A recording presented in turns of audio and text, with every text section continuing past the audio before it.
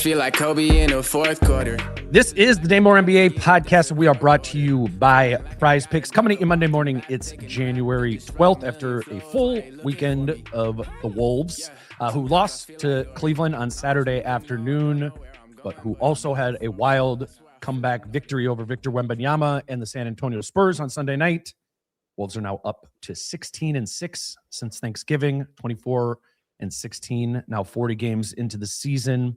Only 3 teams in the NBA have more wins than the Wolves as of this morning: Detroit in the East, and then Oklahoma City and San Antonio in the West. I got Wolves beat writer Jace Frederick here with me for today's show. We'll, of course, get into specifics from that fourth quarter last night against San Antonio, which was fun, interesting. But Jace, I didn't really know how to approach talking about this. I was like, I guess, I don't know, we could just go through the fourth quarter, whatever. I liked how you wrote about the game, which wasn't just totally about the game. It was this idea that the Wolves, and I would co-sign this, and really I think seen a shift over maybe the last 2-3 weeks. The Wolves really do believe that they're better than everyone that they play. That could be a double-edged sword for them. You wrote about that, but maybe we could just start off by you describing how that belief seems to be fueling them of late, and certainly fueled them last night. Yeah, I mean, I think it just it came as they came back in the fourth, and it was rare but not, because we've seen them do it a million times. We've seen them do it against bad teams. We've seen them do it against great teams, and it's just you're almost not surprised when they do it, and they don't look surprised when they do it, and it's all right, the thing where you're okay, they know maybe you could play better basketball in the first 3 quarters of games, or the first half of games. But we talk about the switch all the time. It's can't just flip the switch. Against good teams, this isn't going to work. But they have this confidence that they can, and that they will, and then they do. And so that was in my mind of it's just it's almost arrogance of yeah, we'll figure it out. We'll get to it.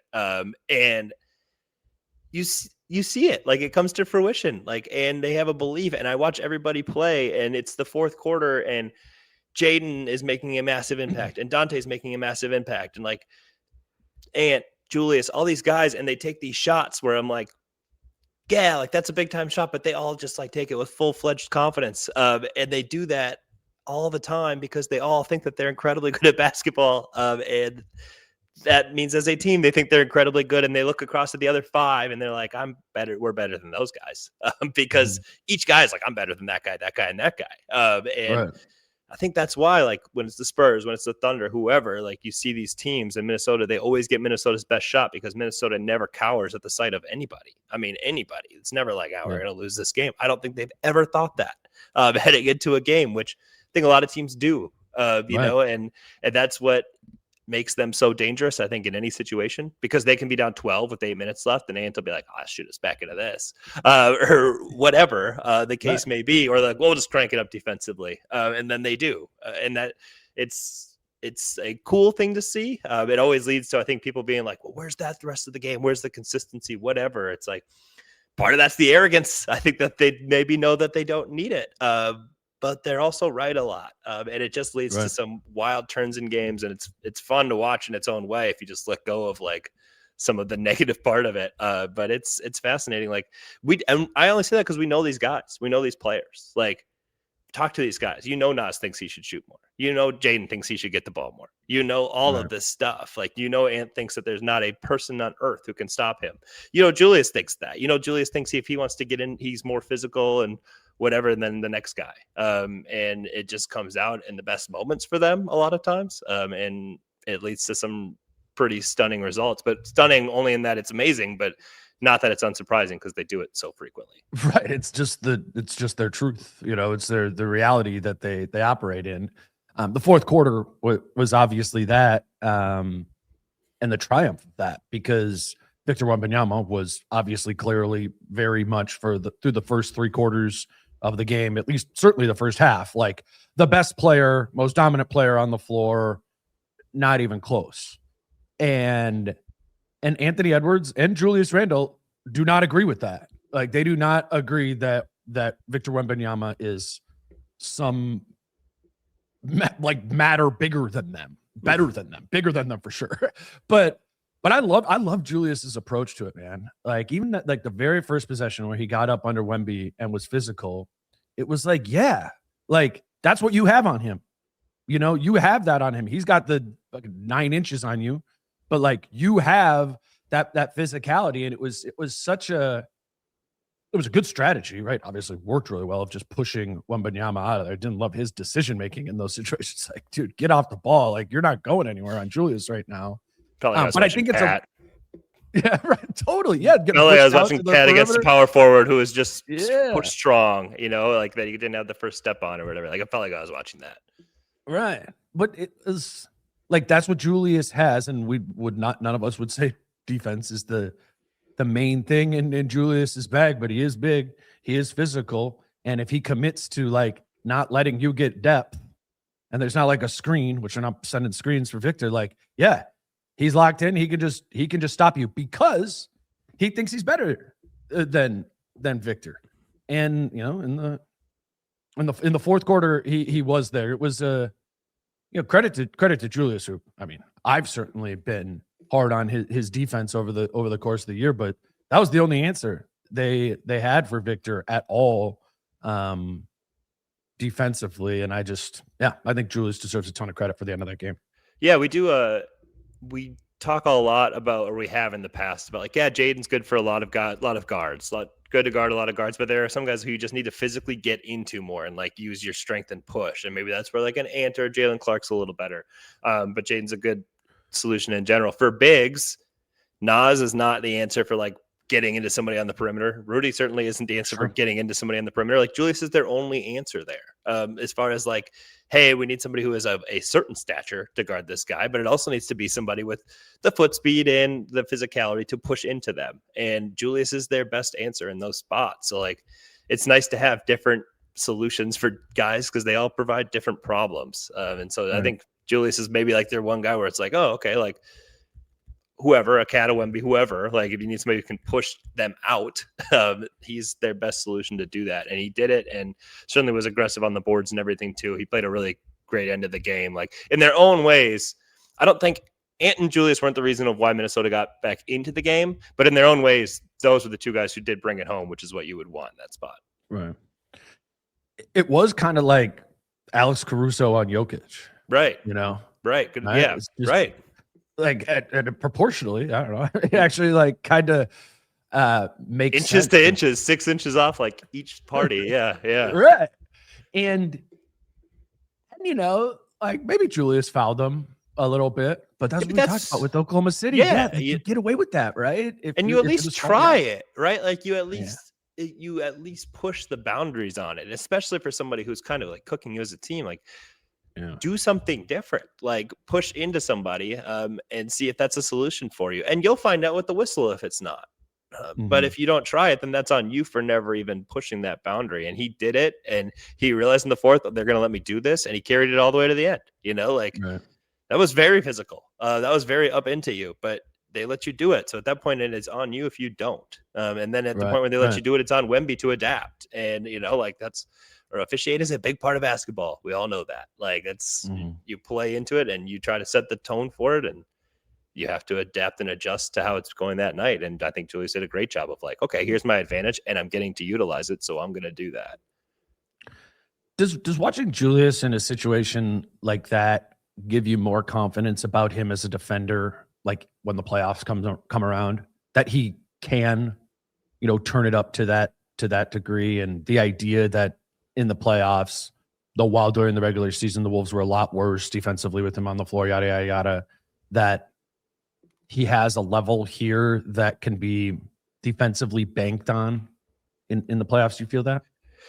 I feel that way with certain matchups in certain situations, like LeBron or whatever, like guys who it's like they're a little bit slower in general of like just in terms of when they get the ball, it's more isolation or post up or whatever. Like I think Julius in those spots, you know, will get his body into you. It's like it's when it turns into low man, pick and roll, like that type of stuff where I still don't think it's a viable heavy minute solution.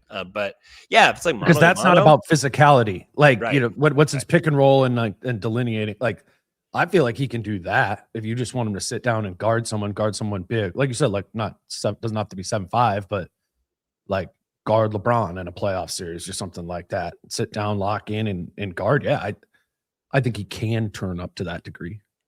Yeah, like if it's strength on strength or whatever, like Julius he's got the pride to do it and like the physicality, the stature to do it, like the build. And yeah, I like him in those spots, like when there's a lot on the line, when he's really locked into it. But yeah, it is like all the things that often impact like team defense. That's where it's like, all right, that might not be like the ultimate solution here. But like some matchups you don't need that for, and then some you do. And so it's like, well, do you have the answer for 3 different problems here? Because Julius is certainly the answer for one. Right. Just outside of the fourth quarter, but just going against Wembanyama, if they don't come back and have that fourth quarter and win that game the way they did, we're coming here this morning and having a conversation about like, this is not a good matchup for the Wolves in a playoff setting. They dominated the Spurs dominated the Wembanyama minutes. Andy's on a minute restriction, all of those sort of things. Credit to the Wolves. They came back and sort of answered the questions. But what were you making of just like the first half? It was crazy. The differential with Wembanyama on versus off. I mean, beginning of the game, they were up. The Spurs were up 13-0 when Wembanyama subbed out for the first time in the game. And in the second quarter too, I mean, they were, what was it at halftime? At halftime, in the 12 minutes, Wembanyama played half of the minutes in the first half.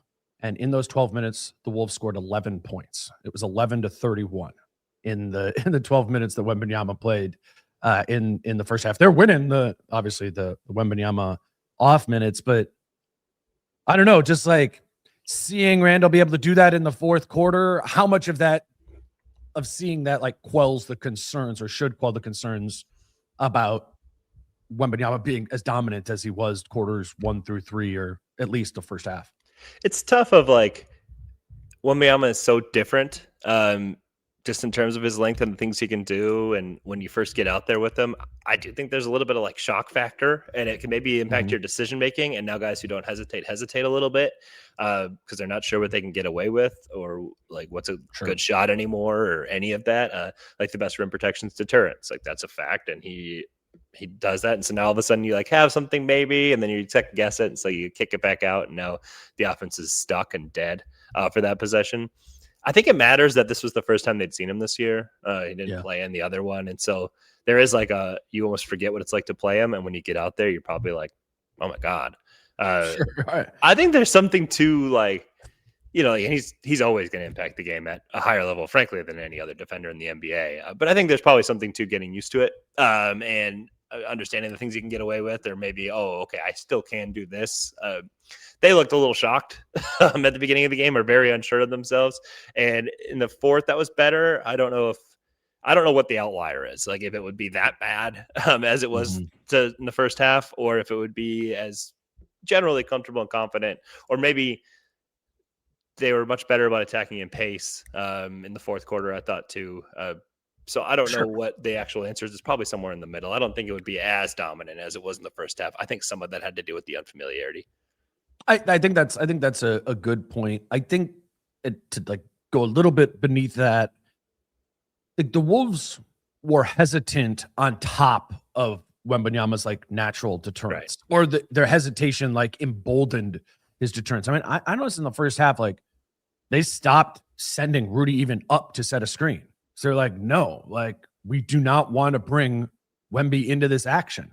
So then it just becomes 4 out, Rudy and Wemby down below, and those are like, all right, let's pass it until somebody shoots a 3. Right. Yeah. Because you're not going into the paint there either. So like your options are so limited at that point, Yeah. And people are like, oh, they're not shooting well in the first half. I'm like, yeah, those are not threes that you can expect to make 38% of the time. Like there was no like indentation into the lane at all. It was just like, swing it. Okay. Step back 3. Okay. Somebody else here, but nobody drive over to where Wembanyama is. That was the whole first half of the game, is deterrence on top of their hesitation on top of his deterrence. And it looked so problematic, but they did find some solutions. I think just in comfort, like you said, but just at the end of the game of, finding Ant in the post away from where Wembanyama was, finding some small, but putting him into ball screen action, like stop hesitating, putting him into ball screen action. So he has to come up to the level and like guard Ant. So he can't just sit under the rim. Like I thought they got more comfortable with him in general, but I thought they started doing basketball things that made more sense over the course of the game. Because man, when I was walking into whatever at halftime, I was like, I don't know. Like this might just not work against this guy, but they kind of repped it out, and it wasn't just like a lucky close to the game. They did a lot of things well in that fourth quarter. It is what's interesting, and we'll only see them play the Spurs one more time. And I think the Wolves might be on.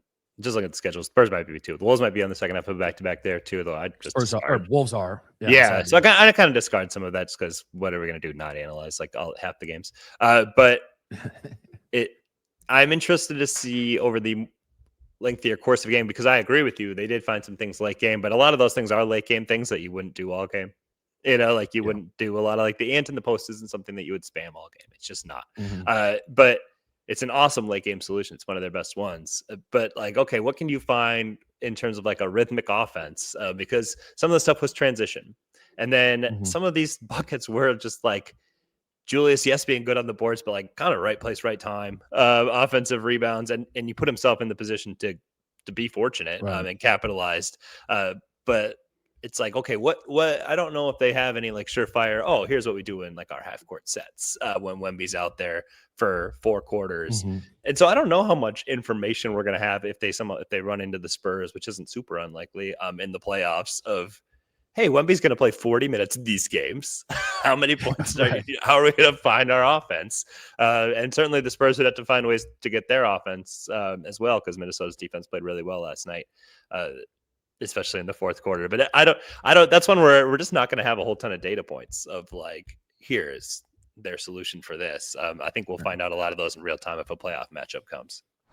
Today's show is brought to you by Treasure Island Resort and Casino. And this Saturday, January 17th, Kyle and I will be hosting a watch party for the Wolves rematch against the Spurs at Treasure Island. The game starts at 7 p.m. in the Parlay Lounge on the big projection screens and TVs, and there will be free food. There'll be prize giveaways and an appearance from Crunch during the game. Before the game, though, at 6 p.m., also in the Parlay Lounge, Kyle and I will be doing a live show with an appearance from Crunch Wears No Pants, the podcast crew. They're going to join us on stage probably for the second half of the episode. And then if you want to get there even earlier, we'll also be doing a happy hour in the Parlay Lounge at 5 p.m. So 5 p.m. happy hour, 6 p.m. live show, 7 p.m. Wolves Spurs watch party. It's going to be a blast. Again, January 17th. If you'd like to stay the night at Treasure Island, use the promo code WOLVES when booking your room, and you'll receive 20% off your one-night stay on Saturday. You can visit ticasino.com for more information. We look forward to seeing you there on January 17th, starting at 5 p.m. Today's show is also brought to you by Prize Picks. And at Prize Picks, you can now use the Teams tab to pick winners or make picks against the spread. In tonight's game in the NFL, it's Texans-Steelers. So the question is, will the Texans win by more or less than 2.5 points? Will they win by 2.5 points? Will there be more or less than 36.5 total points scored in the game? You can now do a lot more over at Prize Picks in terms of picking on the games, just even on individual results. And if the NFL isn't your thing, this also exists for all NBA games, picking winners, picking against the spread, and picking totals in games. I like looking at the awards tab on there. Like I told you last week, you can currently make picks on awards like Rudy Gobert to win Defensive Player of the Year. As of this morning, I checked it. Your wager would win 4 times what you wagered if you picked Rudy Gobert for Defensive Player of the Year and he won. It's a fun thing to do. Your app defaults to the Players tab. Click Teams, and you can do a lot more on there, including making picks on awards. If you don't yet have a Prize Picks account, you want to try it out, all you have to do is put in the promo code Dane. When you sign up, you'll receive $50 in lineups when you play your first $5 lineup. That's prizepicks.com or the Prize Picks app using promo code Dane. Let's talk a little bit about Ant's offense specifically at the end of games and this sort of idea that they are really moving into playing directly through Ant the last 3-4 minutes of the game. I have a clip here from Ant we'll start with. I told him, I don't care what happens in the first 3 quarters. In the fourth quarter, 3 minutes, 4 minutes left, let me see it. I don't care. Y'all can do whatever else. Y'all can have 50 points. In the fourth quarter, 4 minutes left. For the rest of the game, let me get it. It seems like everybody's really bought into that. Yeah. Specifically, Dante's talking about that. I mean, you deserve it, but that has to work to have that belief, right? Yeah, I mean, of course it got to work. Sometimes, coaches may call something, but I feel like my teammates know. With the last 4 minutes in the fourth quarter, they kind of know. Hey, we giving the ball to 5. So I think I'm thankful for that for sure. So I wanted to talk about that with you because this has been a change in the way he's talking about it, the way his teammates are talking about it. I think we even talked about this when Dante mentioned it a few weeks back, where it's kind of like, we're going to play the ball movement sort of way thing for 3.5 quarters of the game, and then we're going to get into playing through it directly for the end of the fourth quarter. I'm just in general as a basketball rule, I'm kind of skeptical of that sort of approach. But given how good Ant has been, and given how the Wolves' late game offense just kind of can bog down when they're not playing that way, this seems to be paying dividends. It's kind of working. I'm just curious, how maybe you've shifted in your belief of that style of offense, of just playing one way and then going through Ant at the very end of the game is working. I think we've seen a lot of teams do that, right? In the NBA, I think it's not entirely uncommon to be like, hey, we're going to move the ball around, try to drive, kick, all this stuff. And then at the end of games, I've always said this, whenever somebody's like, what plays are they calling? It's like, do you watch the NBA? It all bogs down to isolation at the end of games or pick and roll or whatever. That's what everybody does and who can score out of it. Denver has the best pick and roll combination in the NBA. So their late game offense is really good. And we can be like, oh, their coaches are so genius with what they dial up late in games. It's they've got the 2 best at it. And so the thing is for Minnesota is it's always was going to boil down to Ant at the end of games. He wants it that way. It has to be that way, frankly. Because like you said, it can bog movement offense just with how much everybody switches and everything. It will bog down at the end of games.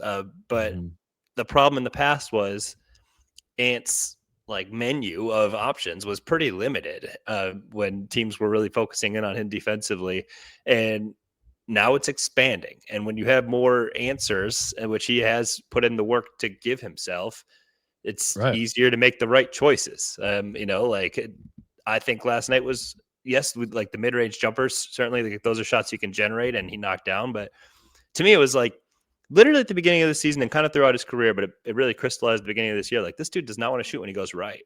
And he even has talked about it. Yeah. I didn't, and teams were just sending him right. And then last night, I don't even know if Wemby was sending him left, but sending him right with the way he lined it kind of came off of him thinking Ant was going to shoot it. But then Ant didn't hesitate to go right.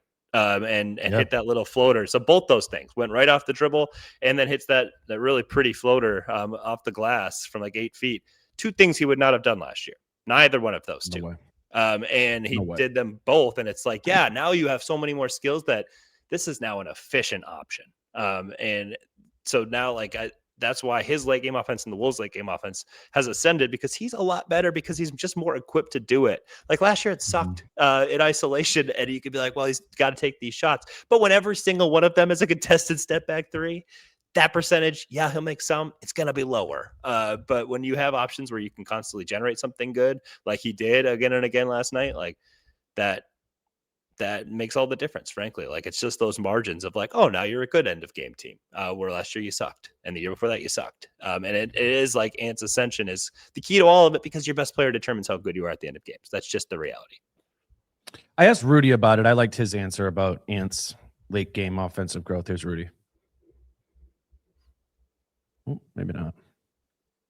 He was talking about Ant playing hero ball, late in games early in his career. It's to be honest, it was too much hero ball from Ant earlier on in his career, but he's made this adjustment to kind of read through it. Like I loved the approach to the Wemby. I thought the timing of it was was on point. I thought he took some time there to not just settle into that step back three. If I could get this Rudy clip to work, I thought he was like, yeah, he would definitely would have taken like a step back three in that spot years ago, which obviously Ant can make. Okay, here's the clip. Here's Rudy. Rudy, how has Ant grown at the end of games and his approach to end of games and your time with him here in Minnesota? A lot. You know, I think first couple of years I used to tell him to not settle too much. You know, I think his decision making at the end of the game was a little too much hero ball, to be honest.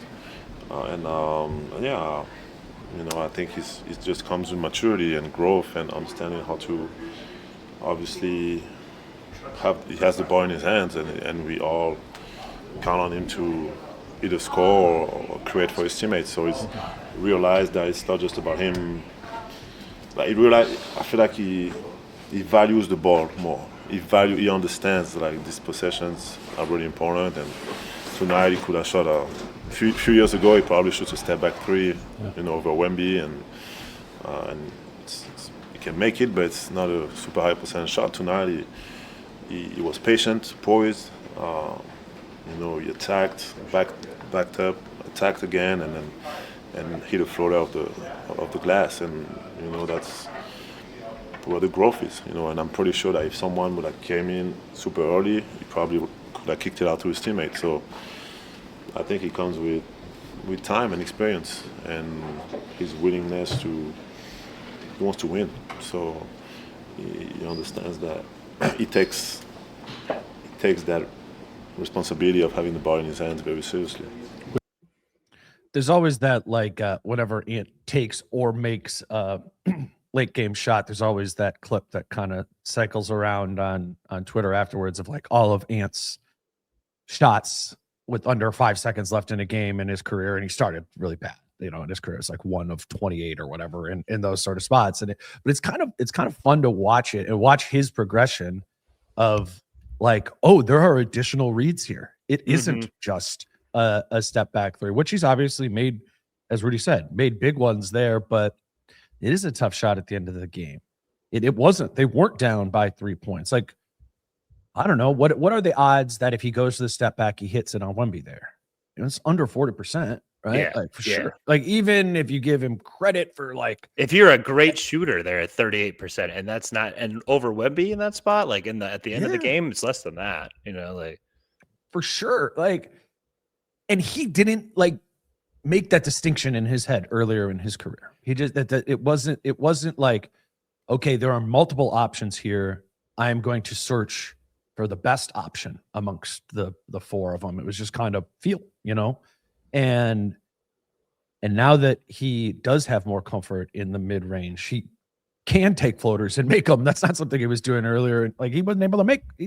How many floaters did Ant take? Period. The first 3 years of his career, like that shot wasn't in his bag. I think it's such a good. I just thought that last play was such a good representation of the growth of his basketball IQ, the growth of this team's clutch time play, and the growth of it, like the expansion of his skill set for creating his own shot. And to do it with Wemby on you, man, yeah, that's just probably as hard as it gets in that spot. You know, credit to Ant. I've been really 2026 Ant, like blown away. You know, this has been really, really, really good. Maybe a little bit more defense, but I don't know. It's January, but the approach offensively has just been great. And I think he's cool with just like, yeah, I'll take it over at the end of the game, and that's working.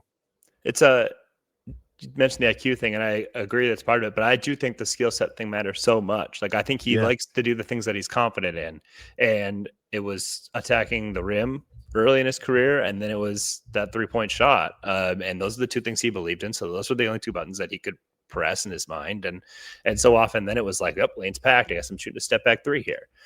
You know, it's like, oh, there's that mid range. It's like, I don't have that. I think that was in his mind. Like, I'm not going to that, you know, like I don't believe in that part of my game, but he worked on it a lot, put a lot of time and effort into it to where he has full confidence in it now.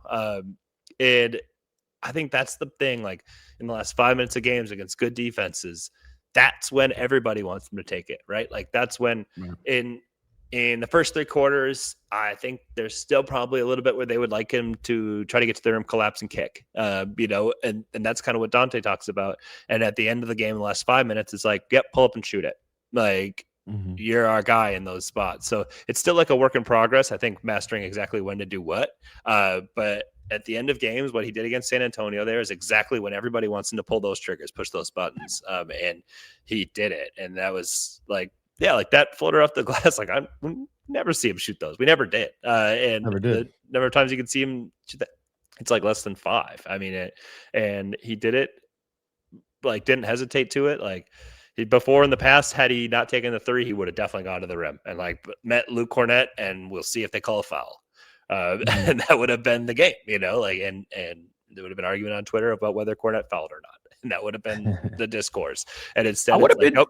I wonder if he would have kicked it to Nas in the corner if Cornett would have came over there earlier. Because you were texting me this earlier. Nas is in the far left corner on that last play. And Cornett came over late. Sure, yeah, but 2 feet next to Nas is Jaden, and 2 feet next to Jaden is Dante. So I don't know if they're already like you should get anybody who like watched the Ant clip again, or maybe it's not clipped high enough, but those guys could have held hands. The 3 in the corner, early in the possession, which actually eliminated all gap help because they were just all standing right next to each other in the corner. So I don't know, like if passing was truly there or not. They did. Jaden and Dante cycled towards the end, but to start, it was like, wait, what is this right now?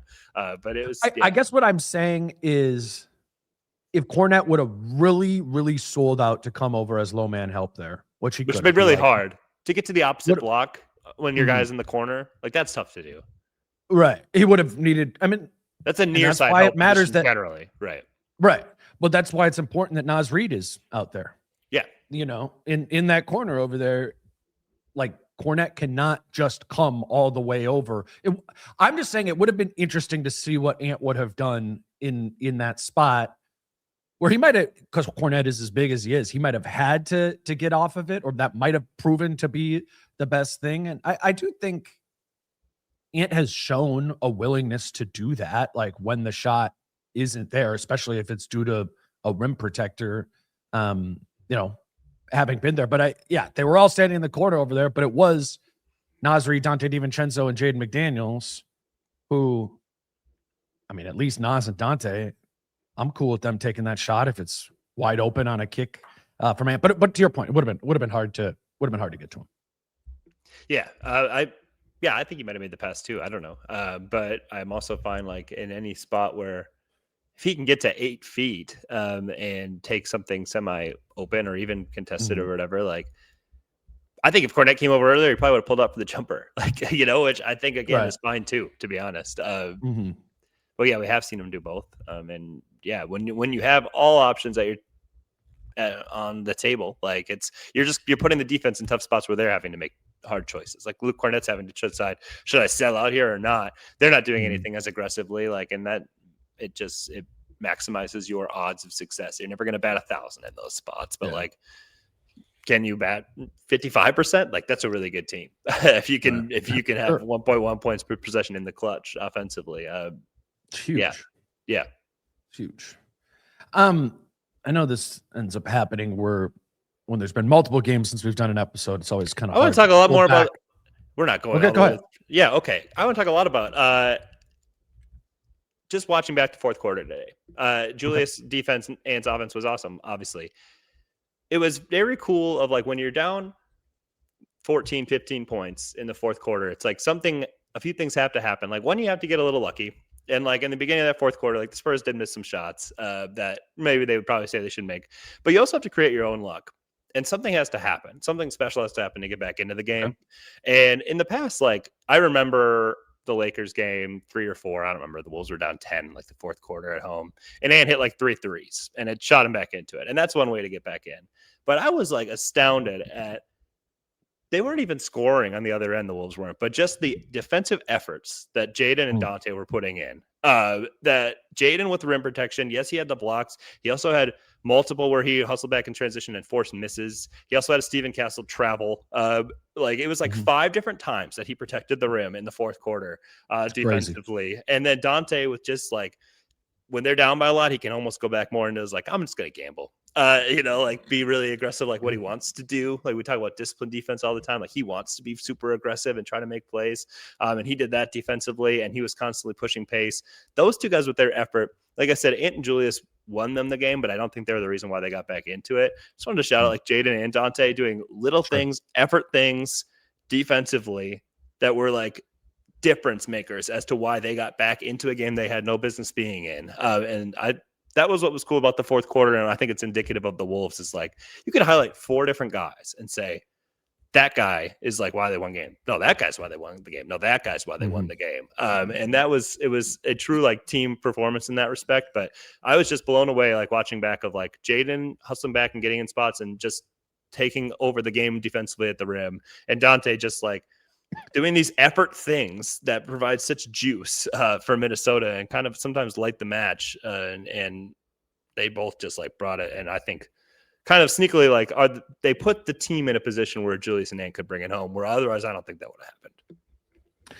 I don't remember what the score was when this happened, but when Dante picked up full court and they inbounded it, went from 9 to 6. Went from 9 points to 6 points. Yeah, Spurs with the ball at 9, and then all of a sudden it's a 6-point game. Like that is like, oh, Adam, we have a chance to like, oh, this is a basketball game. Like, yeah, it's okay. So that's what it was. I put in my notes, turning point, question mark. Yeah. And Dante has a lot of those plays, right? Where you go, this feels like it could fuel something here, just kind of from a momentum standpoint. Like I think Dante really is a momentum player, and it goes the other way too. When it's not working for him, that feel like the Wolves' momentum goes the other direction. But yeah, dude, Jaden defensively at the end of the game was just insane. And we're talking about this belief thing with them and just believing they're better than everyone. Like Jaden might be the poster child for that more than anybody else, like on the team, or really just has that belief baked like deep in him, and it's cool. It's like, I can picture myself like when I'm a kid, like watching basketball, those fun defensive players who are just like, I don't care that this is Michael Jordan. I don't care that this is Kobe Bryant. Like Jaden does not care. He's like, yeah, I mean, these guys are great, but I'm also like 6'11" and athletic as shit. Like, I can make a difference. I can make a difference too. I want to just play this clip from Ant because it highlights, it's funny because it's Ant, but it also just highlights how special Jaden is just as like almost like a heliocentric defensive player. Here's Ant on Jaden. That Jaden had at the rim, just like, how do you even describe? To me, he's the defensive player of the year because, like, I mean, we got 2 of them, Rudy and Jaden, but like tonight made Jaden look like a defensive player of the year because, like, he do this all the time. Like, he be mid-play guarding the ball, and like it may look like he beat, and we be finna come help. Like tonight, I was finna come help him. He was like, "Nah, stay home, I got it," and he blocking it as he talking to me. So like that's like, you know what I'm saying? Like he's telling me to stay home during the play and blocking the shot. Like, yeah, I tell you all the time, he's my favorite player in the NBA. I don't care if he has 2 points. I don't care if he has 30 points. Like the way he affect the game in so many ways. Like he's by far my favorite player for sure. Does he actually talk out there? Yeah, I mean, he talks to us, yeah. It look like he don't say nothing, right? He don't say too much, but like when it comes to like the defensive end, he'd be like, "Nah, stay home, I got it," and go block it. I mean, like, give me that shit, nigga. Oh, Ant. Sorry. It's such a weapon. It's such a weapon for this team that you kind of like forget about sometimes over the flow of the game because Jaden is just like guarding the point of attack over and over and over again, and it's kind of like a nose tackle in football. You're like, huh? What is the point here? And you like see it in football when that player is removed and the team can just go run for 8 yards every single time. But it's also fun to see Jaden in kind of broken play situations get the opportunity to spread his wings a little bit and yeah, I don't know, be a mini Wemby out there himself. He can be that in the interior. It was like, like I know talking about the play John asked about there was the block. But yeah, it's just like there are times where the Spurs were really trying to, especially their second unit to start that fourth quarter, they were trying to play with pace and they were doing it. And it's a couple times where they didn't score on either situation because Jaden ran back. It's like if they get like 2 of those buckets, the game's over. Like it's the differential is too large for there to be any type of comeback. But he just like kept going and doing it again and again and again. It was like I literally counted 5 times where he stopped the play at the rim in 1 quarter of basketball. Like we marvel at that when Rudy does it, and like you certainly marvel at the blocks. But it's like Jaden is controlling this game in that way, and he's doing it in like a not set waiting there at the rim. Like he's having to run back in semi or transition, full-fledged transition every time. Right. And it was just like all these little effort plays that keep you in a game when you're down 12, 14, where you feel like you probably already lost anyway, but they don't. And that's kind of my whole point of it is like, oh, we'll still win this game. Like those 2, they just brought the effort and the energy like required to spark it all. And then Jaden, it was very cool then to see, well, Dante obviously kicks it ahead to Jaden. Dante is maybe their best hit ahead like guy in transition on the team. And Jaden, yeah, like he's in semi-transition, but it's Wemby. Like, so I think a lot of people might pull back on it. And instead, Jaden's like 1 step hard. I'm going to get to my spot in the middle of the paint, and I'm going to bury this over him. And it was get what to his originally spot. Put him in. That's the word. You know, that he knows that spot. Like he goes, if I get there, I'm fine. You know. Yes. That's new. I'm going to make this. You know, like, and it's early in transition. If he misses it, people go, oh, you know, like pull it back, give it to Ant. You know, like whatever. But Jaden's like, I'm scoring this. Like you talk about confidence, like he jokes about it all the time. Jay McDaniels definitely thinks he should be the point guard. I mean, no question. Like, but these guys all have that belief in themselves of like, so when they are in a big spot, they all truly think they're going to come through. And that's why more often than not, they do, or they find a way or whatever. Like it's also stand by. And it's also why some nights it's like, why are they not playing hard tonight? It's like, they just kind of did assume that they could show up and win this game, you know, like, and, but it leads to a lot of good. And then like when the playoffs come, it leads to a lot of great. I think we're seeing that a lot. We have so much evidence of it. Today's show is brought to you by Thrive Market. Healthy doesn't have to be perfect. Thrive Market makes it easy with small swaps, trusted ingredients, and personalized shopping that fits your lifestyle. It's the easiest way to make better choices without feeling overwhelmed, all delivered straight to your door. Healthy living doesn't have to be boring or expensive, and Thrive Market gets that. Healthy eating doesn't have to feel like being on a restrictive diet or saying no all the time. Thrive Market makes it easy to say yes to thousands of healthier versions of your favorites without giving up on taste or breaking the bank. With Thrive Market, they make it easy. Scan anything with its barcode scanner and instantly swap for a better for you version of that item. Instead of the struggle of trying to figure out what food fits your health goals, Thrive Market does the hard work for you. I've started using Thrive Market, and I think you should too. Try it out. Join Thrive Market with my link, thrivemarket.com/DaneMoore, and you'll receive 30% off your first order plus a $60 gift. That's Thrive Market. Join Thrive Market with my link at thrivemarket.com/DaneMoore for 30% off your first order plus a free $60 gift. What leaves the Wolves in the playoffs, or has historically, is any of that belief of like, we're just going to be able to come in here and win this game. You know, that was Saturday against Cleveland. They beat them on Thursday and didn't really play defense on Saturday. They lost to Cleveland in that way. And that's not good. And we talk about that stuff all the time, but it's just an important thing to like note when analyzing the psychology of this team. I mean, how many playoff games have ever felt flat like that from an energy standpoint? I mean, they might have gotten like beat up by Oklahoma City, but it wasn't about not being like locked in and turned up for that game. It's just they don't do it all 82 games during the regular season, which is, you know, it's an 82 game season. Nobody really does either. There is just peace in the idea that if it is a good opponent and they're really turned up for it, like Jaden on down the line is going to, just be able to elevate to a different level. And I don't know. So when there's a terrible defensive game like it was against Cleveland on Saturday, it can be like, well, that's why you lost.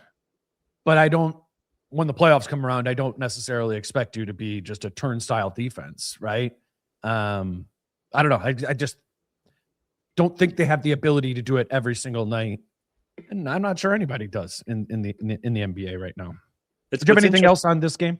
No, not on the Spurs, but just kind of breaking into the Cavs game off of that. Like, I agree with you. Like, defensively, they're going to show up in all these games, but you do think about like, okay, game 5 against the Thunder, game 5 against the Mavs, even like the other Thunder games, the ones where they just get beat really bad. It is, I think, a similar storyline of like the Cleveland game where they started that game offensively in an awesome state, like picking up where they'd left off. And then when it kind of devolves and dissipates back down to, oh, okay, like a lot more isolation basketball here again. Like everything goes away, like we do see that more often, like the offense, everybody's standing still watching. And then defensively, they just do a lot more watching too. Like it is amazing watching them.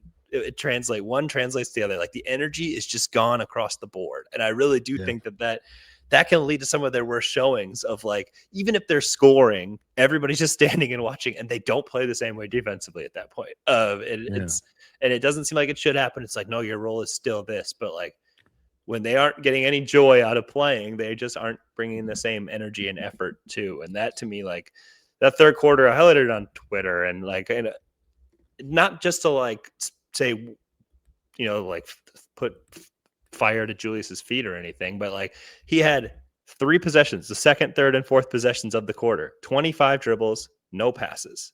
He scored twice, missed the other one, but it was like everybody just stood and watched and everything just went away. And defensively, they were atrocious. And offensively, it went away too. Like they boiled down to nothing. And I say the same thing when there's like an Ant heater or a Julius heater. Like think of the times where Ant had like a third quarter heater in the past and then they lost the game.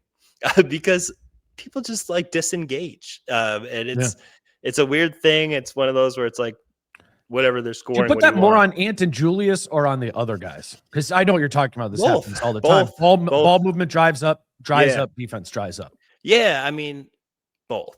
I actually don't know exactly like the blame pie on that. Of like, sometimes if you're on a heater, you have a great matchup. We talk about this all the time. Like if you've got a matchup, you should spam it again and again and again, right? Like that's your advantage.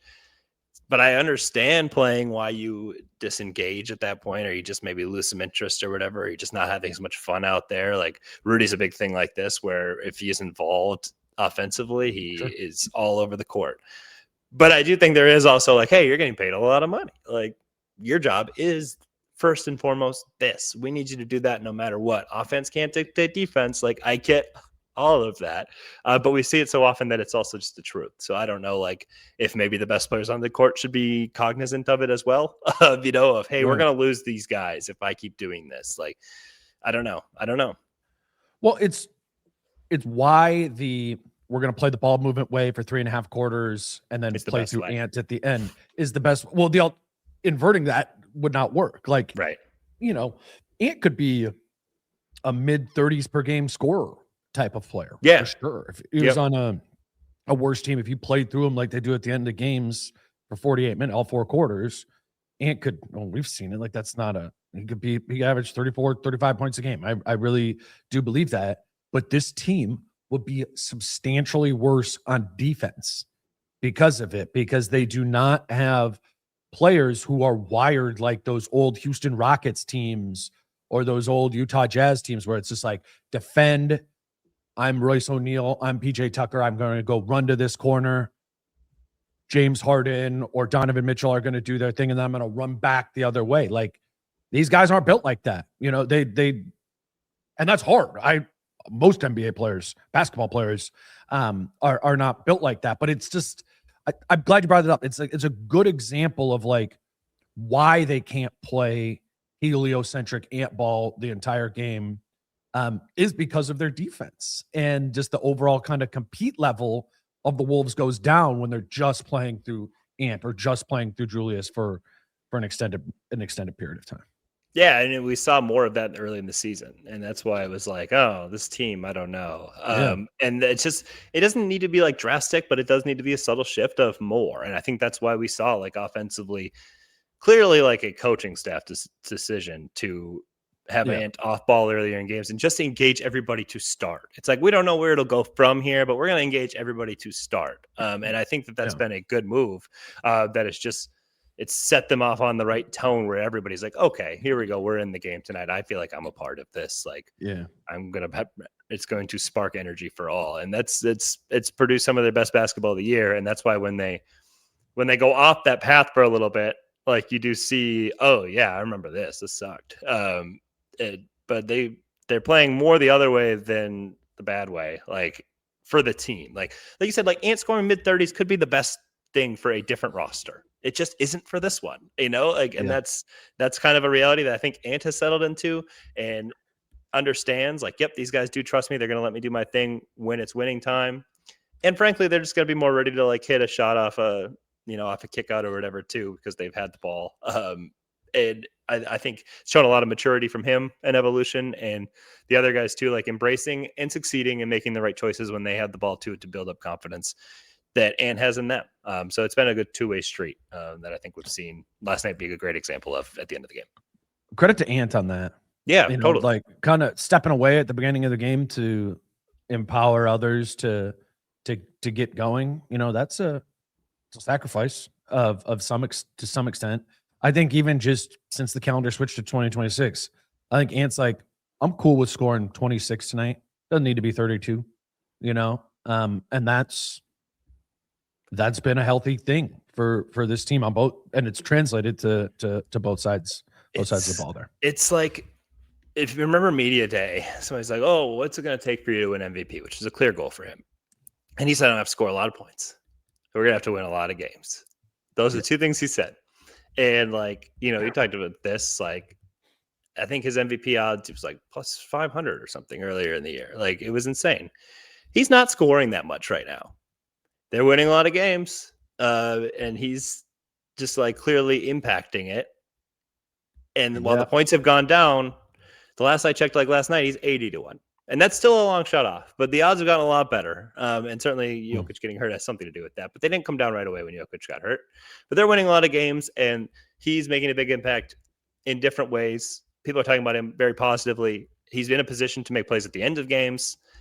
And it's like, it's such a drastic jump from where he was in October or September to where he is right now, and his understanding of, oh, okay, I think it's positive feedback. I don't know, they probably aren't showing him MVP odds, but like, no, people actually notice when you are just doing the other things to help us win games. Like, people, that is on everybody's radar. You don't need to score 35 points. That's pretty much social media basketball. Like, this works. This works. People notice it. Like, we win a lot. We beat really good teams, and you're going to get the credit for that. And rightfully so, So I think it's a very positive development for Minnesota, because if they can establish all this right now, so often that's been a flip that's switched in the playoffs. If they can establish a lot of it right now and get comfortable and confident and build this true identity, something that can hold up when push comes to shove and when they're really tested come the postseason, like, they're going to be better for it.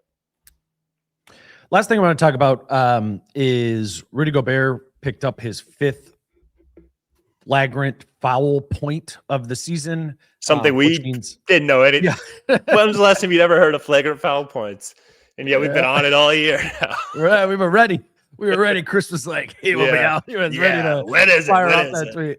I was like, "I'll just wait till Chris tweets about this, and I'll figure out what this means." But in all seriousness, Rudy got his 5th flagrant foul point by his size 27 shoes landing in Wemby's landing area on a shot, and that's a flagrant foul. Has been in the league for a while. It's the Zaza Pachulia rule. Rudy actually referenced that last night. But yeah, he's going to be suspended for Tuesday's game against Milwaukee, and will be suspended for any subsequent game. 2 games, right? Moving forward. Is that what it is? I don't know. Chris tweeted it. Should have read for sure, Chris. Yeah. Chris for flagrant foul points. But I'm pretty sure it even extends to the playoffs. Like, no, it resets. Are you sure? Or is that technicals? Chris even said that, and it's true. It resets. Your counter goes back to 0. Okay. Yeah. Yep. Point being, what I'm really trying to do is talk about Beringer here for a second. Yeah. Okay. Is that Rudy's not going to play on Tuesday? Yep. Any other one is a moving forward, and that I read this too. Like, it's 2 games for each one from now on. Okay. Every flagrant he gets from the rest of the way will be 2 games. You got to think he's getting at least 1. I know. I was going to say, if I set it at 1.5 flagrant foul points. Dude, I'm taking the over. I'm taking the over on that. I'm taking the over only. Yeah, I'm taking the over. Yeah. He's going to have at least one landing zone foul thing again, flagrant foul. That's just going to happen again. That is nothing about, that's just kind of luck. I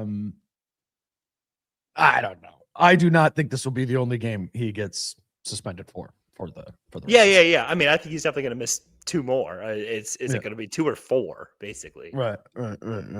That's a lot. It's a lot. And this team, especially when there's 40 games left. Like you're talking about 10% of the games if he picks up 2 more flagrants from here. That's crazy. Yeah, that's crazy. Yeah, and as we talk about way too much, this team has its struggles defensively when Rudy's not out there, but a lot better offensively. I mean, we didn't really talk about it. Rudy wasn't really out there in the fourth quarter much against the Spurs last night as the Wolves leaned on the Reed-Randall lineup to win that game. But, I mean, I'm assuming that'll be the starting lineup on Tuesday with Nas starting in place of Rudy. And then I think we probably get our first look at Johan Beringer in that game against a bigger physical Milwaukee team. What are you looking for in that one? That I don't know. Like, I mean, just generally, like, we see all of these things in their flashes, and it's cool. And like, it's sometimes it is these garbage minutes. Sometimes like first couple of them are against like real NBA players, but it's all about how does he fit within the construct of what they have. Like how comfortable is he? Defensively, assignments, all of this. Like you have more assignments. Like there's more detailed game plan when like the other team. Hey, Giannis, we have to do this. We have to do that. Miles Turner, we're doing this. Like paying attention to understanding, knowing your role within all of that and still being impactful within it. And then offensively, like, hey, like how do you operate? How do you help us operate? When Ant's out there, when Julius is out there, whatever. Just seeing how I have no idea how any of that is going to go. No idea. Exactly. Yeah, that's it. I mean, no idea. None of us do. And to be fair, even the people who have like, pine for more minutes, they just want to see it. And I understand that. Like, is it a solution? Let's find out. I think it's a good time for Minnesota, like of a forced hand thing. It's one game too. So like if it goes poorly, if it goes well, it's not like a permanent solution. If it goes poorly, it's not, oh, never mind. But I think everybody's going to be like excited. I don't know if it's going to be 10 minutes, probably, like 8, maybe, who knows? Could be one of those first shift didn't go great, no second half situations, but just to get a peek at it, it'll be fun. Like there's a lot of times there's not like a real draw for any specific NBA game. They can be fun in their own right, but heading into it, you're like, I don't know. This will be a fun one of like, let's see how he all fits in. Let's just see if he looks natural out there. Or let's see if his energy stands out. And any of those types of things would be interesting and at least semi-informative for a small sample size. I bet on the energy standing out. Like I think he'll bring that. It's just as long as he doesn't look like deer in headlights a minute. That can make the energy that can detract from your energy if you aren't totally confident of what you're supposed to be doing out there. So Julius is going to guard Giannis. Yeah, right. Isn't that? I think that's usually kind of. He does a lot anyway, usually, doesn't he? Like they've tried Jaden in the past, and that's a disaster. That's such an interesting thing with like the Jaden piece in general. It's like even last night, I would have liked to have them have Jaden on Wemby. Yeah, but I know that nobody's guarding Fox. Yeah, but the reason Julius is good on Wemby is because he pushes him out of there. Like Jaden is not. Yeah. I meant prior to the Julius thing working in that game. Yeah. I went into that being like. Okay, they already played the Bucks this year. Trying to see. Yeah, last year Randall guarded Giannis in the one game. My notes say Randall on A, so I think that's Antetokounmpo. But that was that must have been in Milwaukee, right? I don't think Giannis played the game in Minnesota. Yeah, this was April 8th. Yeah. Okay. Yeah. That's right. That was they lost that game in the fourth. I remember that. Yeah. Oh yeah, the zone total blow up. Like lost a 20-point lead. Yeah. Oh yeah. Remember Fitch was like, yeah, we just threw a zone at us and cost us the quarter. That was a rough one. Yeah. That was a rough one. I don't know. I don't know if I think they would probably put Rudy on him though this year. I don't know. I mean, that's just still a thing Yeah, with this because team. with Turner out there, I think Randall will guard Turner. I agree with that. Yeah, right. It's just in general a concern I have about this team is bigs, scoring bigs, right? Period. How do the Wolves handle that? Rudy's probably your best option, but now you've taken him out of his normal, cleaning up for everybody else role. That's why I didn't like him on Wemby yesterday, because he couldn't guard Wemby and he couldn't help anybody else. I don't know how different that is with Giannis, but it's a concern I have about this team in general, is just playing against these type of scoring bigs. And as great as Julius was in the fourth quarter last night, I think Giannis is going to score 40 points in this game. You're not going to move Giannis off his spot. That's not going to happen. It's not the same animal at all. He is physically so he is a different physical stature than, yes, they're both tall. Giannis is a heck of a lot stronger. I wonder with Beringer, are they just going to have to run a pick and roll every single time? I can't really picture him just kind of doing the Rudy thing where Rudy's just kind of lurking in the lane, dunker spot to dunker. Rudy has pretty good feel for that sort of stuff. I'm curious what it will look. Berenger's utility will look like, because in garbage time on offense, it's all it is let's run a pick and roll with Joe Ingles. Yeah, that's right. it. That's really all we've seen. Maybe an offensive rebound here or there, but that's part of that's why I think this is good and healthy to get this opportunity. It's why we've been kind of pushing for it for a couple of weeks, is if you need Johan Beringer at some point, you need to have more answers for what he's even good or bad at in a real NBA context. So yeah, it'll be, well, like you said, it gives us something to watch in this game, but no, Rudy definitely hurt. Milwaukee would probably be favored in that game, right? No. Without Rudy? Milwaukee's terrible. Milwaukee just lost to Denver without everybody. They started Hunter Tyson last night and they won. Yeah, but the non-Jokic minutes thing is a joke. They kill everybody now. Yeah. I don't know. Okay, so they won't be favored. I was going to watch their game by 6.5. I'll say. I didn't watch any of that game of the Bucks against the Lakers, but they beat them. I was going to watch it, but then new season of traders. I know you're on that too. I was yeah, watching this over Lakers Bucks. Did you watch all 3 episodes? I did. Yeah, pretty hilarious. Pretty hilarious way that ended for the show's sake. They had to be oh my god. I know. All right, sorry, everybody. No spoilers there. Yeah. Dude, no, that show's great. I love that show. Yeah, I do too. I like it too. You were even tweeting about it the other day. Yeah, because Rob is my guy from Love Island. Because I'm an all reality TV show guy, and you just like the game shows. I thought because you're a Survivor, Big Brother guy. I thought you were not talking Survivor. about Rob who got not voted Survivor. out. Right? Nope, Love Island. Come on now. Yeah. Okay. Yeah. No. I know of Rob. Yeah. From Love Island. Yeah. When do the new episodes come out? I don't know. How often are they coming out? It's every Thursday or something. I think it's one day. I think it's Thursdays. Yeah. We'll break it down. We'll break it down next week. Beringer film. It's hard to break things down because I never want to spoil it for anybody. I know I've been about 2 weeks behind on a show, and I'd be like, "What the hell? I did not turn into this podcast and expect to have my show experience spoiled." I was saying that's why this should be a safe space. Game. This should be a safe space for if you scroll Twitter, Instagram, you might get something spoiled. This should be a safe space. Yeah, Now they know, not a safe space. Mama Kelsey. Next week it's full break. Anyway, so don't. You better come ready. All right, with the show watched. Yeah, we Wolves Bucks on Tuesday. We're not going to do another episode.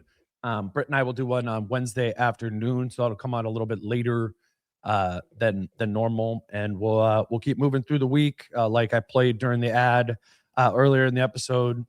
Plan on coming out to Treasure Island on Saturday for that Wolves Spurs game. We'll be there doing the live show and watching it. It would have been that game last night would have been a fun one to be doing a watch party for.